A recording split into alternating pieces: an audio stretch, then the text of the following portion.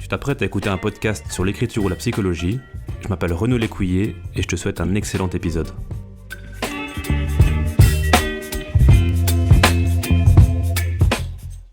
Aujourd'hui, on va aborder un sujet aussi fascinant qu'inquiétant, la virtualité, la technologie, tout ce qui a trait aux écrans, que ce soit par l'ordinateur et ses variantes, notebook, ultrabook, etc.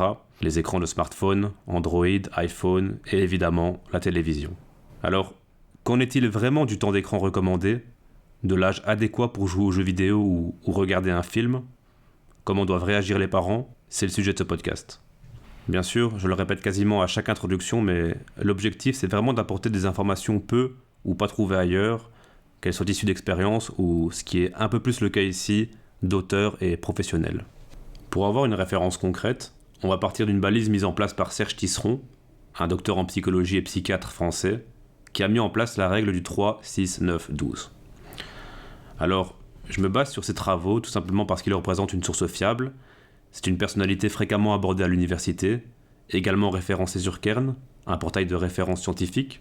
Et puis il a écrit de nombreux ouvrages publiés dans des maisons d'édition sérieuses, Albin Michel pour n'en citer qu'une. Et surtout, le dernier critère qui me permet de le considérer comme une source fiable, ses travaux sont relativement récents. L'idée de la règle 3-6-9-12 est relativement simple. Il est recommandé de ne pas regarder la télévision avant 3 ans, pas de console et autres variantes avant 6 ans, pas d'accès à Internet avant 9 ans, et pas de smartphone avant 12 ans. Bien sûr, il ne faut pas oublier que les écrans peuvent dans une certaine mesure être un excellent support d'apprentissage, et d'ailleurs ils le deviennent de plus en plus. Pour citer quelques exemples de mon enfance qui j'en suis sûr parleront à certains, il y avait l'émission C'est pas sorcier, les dessins animés Il était une fois la vie ou encore le jeu Adibou. Aussi à l'université de plus en plus de cours se donnent en ligne, il y a même des cours de pédagogie entiers consacrés à l'apport d'éthique, technologie de l'information et de la communication. Enfin bref, pour en revenir aux balises, avant 3 ans, la télévision peut nuire au développement de l'attention et de la concentration. Ça perturbe l'enfant dans ses jeux spontanés, l'habitue à être passif. Et puis, c'est surtout un âge où il faut être créateur et non consommateur, acteur et non spectateur, les sons hachés, les images contrastées, la vitesse de diffusion inadaptée au cerveau peuvent, sur le long terme, altérer son développement. Aussi, la composante bleue des LED qui constitue les écrans peut impacter la rétine et diminuer la sécrétion de mélatonine, qui est une hormone qui favorise l'endormissement. Ça peut perturber le rythme du sommeil et encore une fois altérer l'attention. En fait, le constat est qu'en plus d'être totalement inutile avant 3 ans, les écrans sont nocifs. À cet âge, l'enfant a besoin de jouer, créer, parler avec un adulte, faire du découpage, découvrir la cuisine. Et puis, même en fond, la télévision peut altérer le développement de ses capacités d'attention et de concentration, ce qui plus tard aura inéluctablement un impact sur le scolaire, le social et tout ce qui en découle. Bon, on peut quand même émettre une exception, c'est s'il fallait épisodiquement parler avec une personne ressource, référente, qui n'est pas disponible autrement que par un écran avec une application type Skype, Messenger, Viber ou tout ce qui permet la visioconférence. Alors, au niveau de la deuxième balise, après 3 ans, il est conseillé d'opter pour des programmes courts et d'échanger en favorisant un objet commun.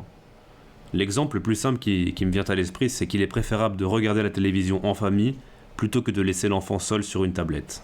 Concernant la troisième balise, entre 6 et 9 ans, c'est le moment où il faut faire des écrans un outil de création. Alors, ça peut être de la photographie, utiliser des logiciels de codage, d'animation, et puis c'est comme un tout. On peut tout à fait faire des écrans quelque chose de positif, un outil d'apprentissage, un outil pour développer des compétences et qui sait, une passion, tout comme il est possible de les utiliser à mauvais escient, avec excès.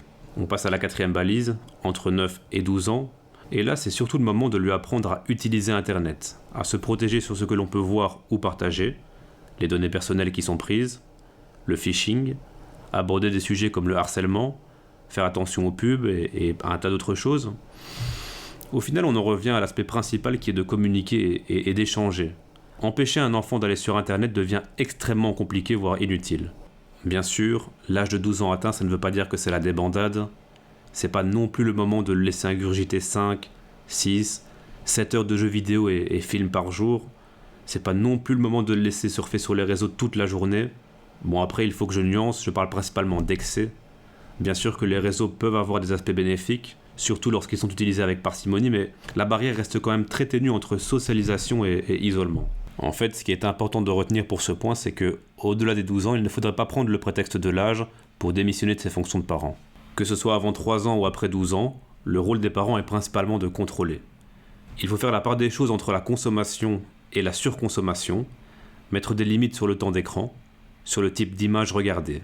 On pourrait faire le parallèle avec l'alimentation. Il y a une différence entre autoriser à manger une part de pizza et une pizza entière avec 1 litre de soda, tout comme il y a une différence entre manger une pizza le week-end et manger une pizza tous les jours.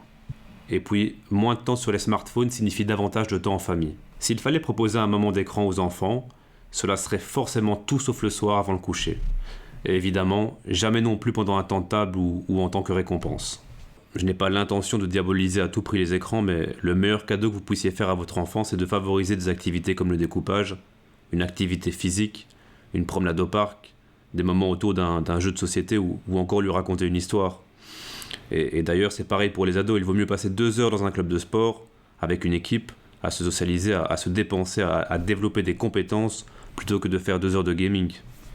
Personnellement, je trouve que toutes ces informations ne sont malheureusement pas assez mises en avant. On met des interdictions de fumer avant 16 ans avec des images de poumons noircis, on fait des pubs de prévention contre l'alcool au volant, on place des Nutri-Score sur les aliments pour favoriser une meilleure hygiène de vie, mais qu'en est-il de l'impact des écrans sur le cerveau, sur la socialisation, sur le développement des troubles de l'attention, des maux qui sont plus invisibles qu'un poumon noir mais qui, à un certain degré, peuvent être tout aussi nuisibles, nocifs pour le bon développement de l'enfant. Avant de clôturer l'épisode, il y a un documentaire pas mal sur Netflix qui s'appelle « Derrière nos écrans de fumée » qui parle davantage des réseaux sociaux, Facebook, Twitter, Instagram, YouTube, Pinterest, TikTok et tout le tralala, mais qui peut être très intéressant si le sujet vous intéresse, enfin l'industrie de toutes ces plateformes. Et pour rebondir sur ce que j'ai pu dire un peu plus tôt, il peut être très intéressant de regarder ça avec votre enfant, adolescent, pour lui ouvrir les yeux sur certaines dérives d'Internet et plus spécifiquement les dérives des réseaux, que ce soit la dysmorphie, la dépression et un tas de dommages qu'ils peuvent, dans une certaine mesure, potentiellement causer. L'épisode prend fin, comme d'habitude, libre à vous dans l'espace commentaire. Je vous souhaite une bonne journée, une bonne soirée, ou pour certains, une bonne nuit. Ciao.